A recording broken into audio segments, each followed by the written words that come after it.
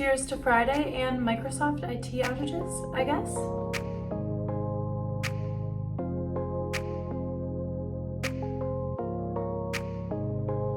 Not really cheers to Microsoft IT outages, but I just went to my dentist appointment and I couldn't actually go because I'm a new patient and all their systems are down because of this Microsoft IT outage, which is crazy and also terrifying how fragile our system is. But I'm gonna try not to get existential and doomsday-y on a Friday. Hi everybody, my name is Michaela, but you can call me Mick, and welcome back to my channel where we dive a little bit deeper. Today we're gonna be diving deeper, but in more of a chatty way, like a one-on-one, you and I are having just a chat with some coffee, talking about life kind of way. I wanted to do these weekly updates to hold myself accountable to my goals, which was to write my first zero draft in 9 weeks. It's week 2, end of week 2, and I wrote 6,753 words this week. It's still not my goal, which is 2,000 words a day, which is a lofty goal, I will be honest. But it is something, and it is more than week 1. So I'm at a total of around 10,000 to 11,000 words now in this manuscript. I had a pretty great week. I'm not gonna lie. I just have a hard time of filming myself having a great week. I really try to be in the moment, even though I'm not the best at it. And even when I'm out, I'm the person who has their phone off or unplugged or dead in their room while they're out of the house. I know, that's me. So I plan to do some beautiful, gorgeous vlog for you guys in the style that a lot of amazing creators do on YouTube. But I just realized that I don't know if I can make beautiful, aesthetic vlogs. I had a great week. I relaxed playing some video games, reading some books. I wrote at some coffee shops. I watched Twisters with friends, which I weirdly loved. Hate to report that I really loved a disaster tornado movie. I cooked a lot of meals. I had a good week. But I think these writing updates are going to be a little bit more in the chatty style of just you and I sitting down, having a conversation. I hope you're okay with that. I wanted to talk about my goal for a little bit here. I set out to have a lofty goal, and I'm realizing that now. Last week, I was very tired, coming back from a couple trips, and I kind of chalked it up to just me being exhausted and not hitting my word count goal last week. This week, it's not that I'm tired, it's that I'm out of practice. Sorry, now my nose is red. I just ferociously itched it because my allergies have been insane this summer. But starting a new routine is a big change. And I want to be transparent because there's a lot of other changes going on in my life and a lot of other new routines and new structure that I'm trying to put in place. And I'm not necessarily doing a great job with that. So let's get real here for a second. I quit my job. Not this week, but I quit it a couple months ago and it was very, very needed. I was kind of the definition of a corporate baddie when I was working. I'm my own girl boss. I worked my way up the ladder from customer service representative to sales enablement program manager. And I was making really good money. I mean, I was blessed to be in the position I was in. It just got to a point where I was sacrificing so much of my mental and physical health for a job. And I never want to do that again. In my 9 to 5, I was working in sales enablement. And really, I just was a trainer or a teacher in the corporate world for sales. So I was creating courses, doing onboarding, doing sales coaching, you name it, anything in that realm, I was doing it and I could do it. I got burnt out pretty fast. And by the time I recognized it, my health had taken such a decline that I had blaring red signals all over the place. My mood was crazy. My energy levels, crazy low. Like I would want to fall asleep at 2 p.m. in the middle of Zoom calls, and so many other things were happening. Ultimately, I ended up getting diagnosed actually with PCOS, which is polycystic ovarian syndrome, a couple years ago, and that answered a lot of questions for me. If you don't know, PCOS is a hormonal imbalance, which means I have too much testosterone and very little estrogen and progesterone, which is not great for someone who is identifying as a female. And my cortisol levels were insanely high. I mean, like through the roof high. And if you don't know what cortisol is, that's stress. And if your cortisol levels are high, so many other things go out of whack in your body. I was just overworking myself, stressing myself out, and causing, honestly, this hormonal dysfunction to appear in my body. So I definitely made the tough decision to take a break right now from the corporate life. And it took me a long time to get to the point where I was able to take the break. And I just took the break starting a couple months ago. So I am on like a clock. I gave myself like a little bit of time to take a break before I get a job again.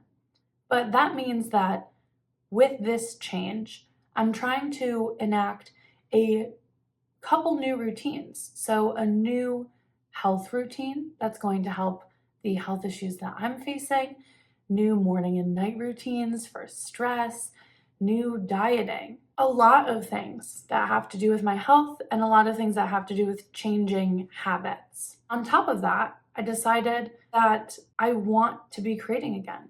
Ultimately, in the back of my head, as I was climbing the corporate ladder, I had kind of this epiphany moment, but this whole time back there, I was constantly like, what am I doing? Like, what does any of this mean? It means nothing, actually. And like a little voice back here was always like, remember that you love writing, and remember that you want to be a published author. Remember all these dreams you had. And I had kind of like an epiphany moment one day where if I don't make the time to do this, I'm never going to do it. Now I'm trying to reincorporate writing back into my life in a more structured way. So all that to say is I'm giving myself grace again this week because I didn't hit my word count goal, but I still wrote more than last week. But I'm also trying to do a lot at once behind the scenes that you guys aren't able to see. So I just kind of wanted to share that with you. Ultimately, I put this goal in place because I wanted to push myself. But if I continue to not hit the goal, like next week I don't hit the goal as well, then I will probably reevaluate my writing goals and try to come up with something a little bit more attainable. So now you're probably like, Michaela, you quit your job and you started a YouTube channel? That's crazy. It is crazy. You're right.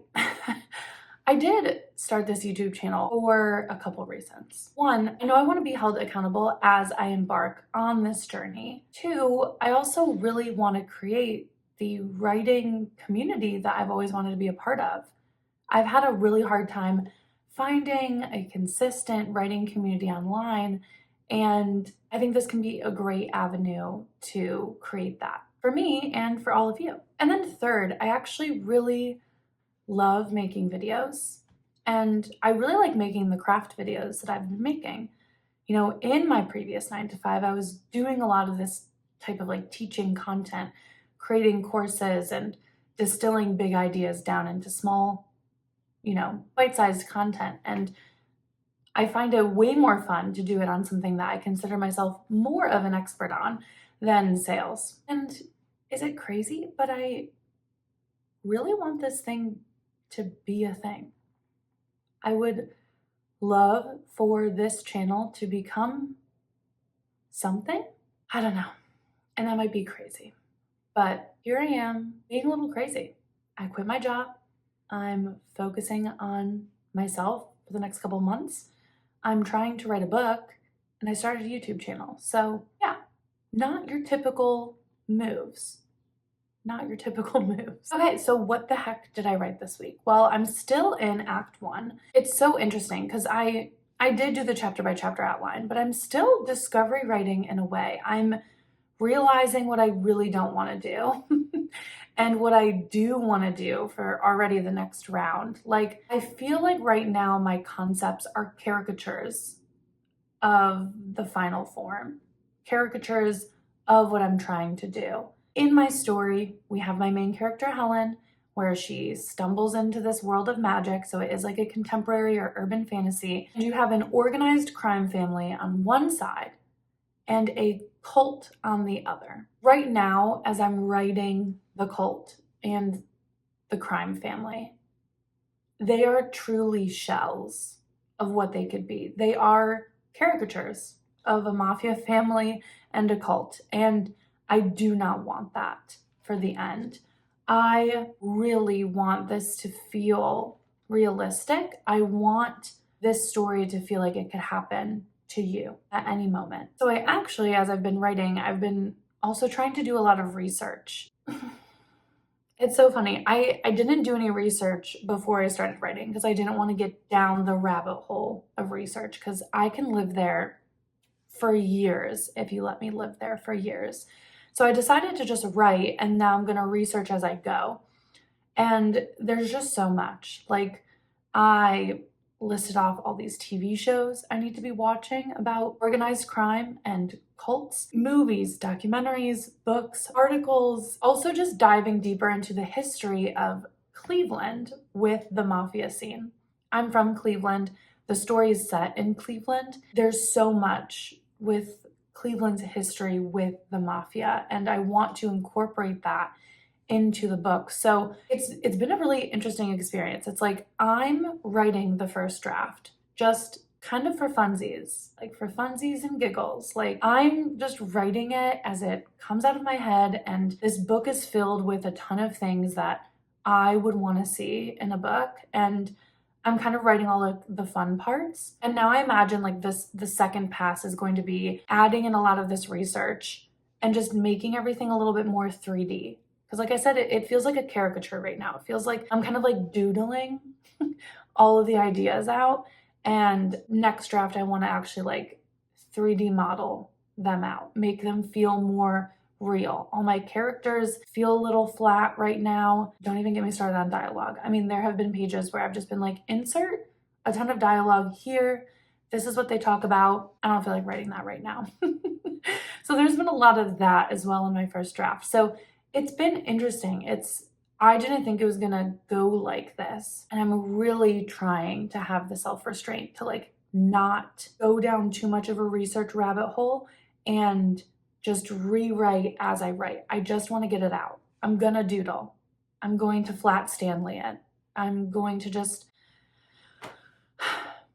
do it as it is. So I guess that's what I'm struggling with, but I'm also intrigued by this week, is I'm struggling with the urge not to just rewrite everything, but I'm so intrigued by how much I'm realizing I want to add, and that I'm actually excited to go back and add it when I can. So that's pretty cool. Something that also is exciting that I feel like I'm doing well at is my main character's kind of like romance relationship. I love reading romance plots. I feel like I'm really bad at writing them. Like, I just don't think I have the best skill set to write romance. So I just get so nervous to write those plots. We have Helen and we have Achilles, which is just a placeholder, because don't even get me started on male names. I don't know what it is. I just cannot name my male characters ever. I think every name sounds stupid. They just sound stupid. And since it's like a contemporary fantasy, it needs to be a name that's like realistic. And you can't have Orion. I can't have Orion be a part of some magical mafia family, you know? And then any other kind of cool name, I already know someone with that name. So it's like, I'm having a hard time naming him. So he's Achilles still. I just write that down. I'm gonna just change it once I figure out a name. So Helen gets thrown into this world on accident. But what happens in the very beginning is Helen and Achilles kind of form this alliance when they start to realize what's going on. Do you want to form an alliance with me? Absolutely, I do.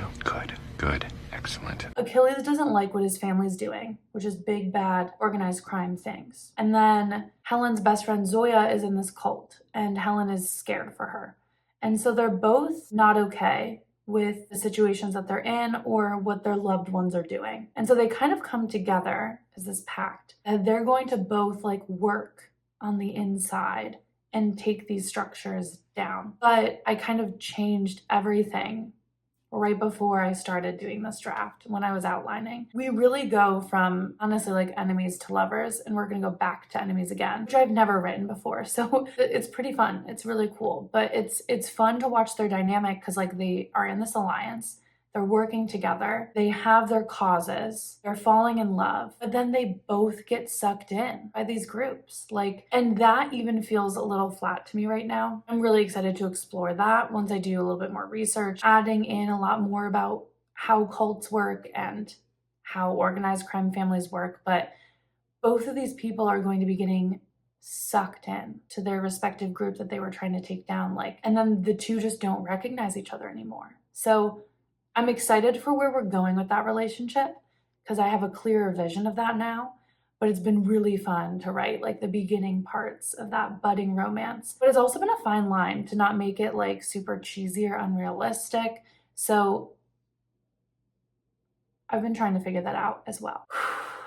Okay, that was a big update. I feel like I just kind of chatted and dumped a lot on you guys. Let me know if you guys like this chatty style writing update. I am definitely down to try to do more of a vlog style video, but I just don't know if I'm gonna be good at it. I'm gonna be honest.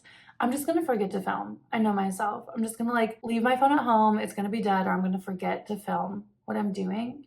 Even if I'm sitting down writing at a coffee shop, I'm just gonna write. I'm gonna not film. I'm just gonna forget. So I felt like these writing updates can be a little bit more chatty. Let me know if you'd want to see a different type of format. I am open to anything. Thank you all again for watching. It really does mean a lot. I love seeing the same people comment on all my videos. It's been truly beautiful to watch you guys commenting also on each other's comments and just creating this little community that I do want to create. So thank you so much. If you're watching this today, as it goes up, Friday, July 19th, I will be doing a live writing sprints with Cody the writer tonight. And I definitely think I might be doing some live writing sprints on this channel soon. So look out for that. As always, if you haven't subscribed, it would be amazing if you did.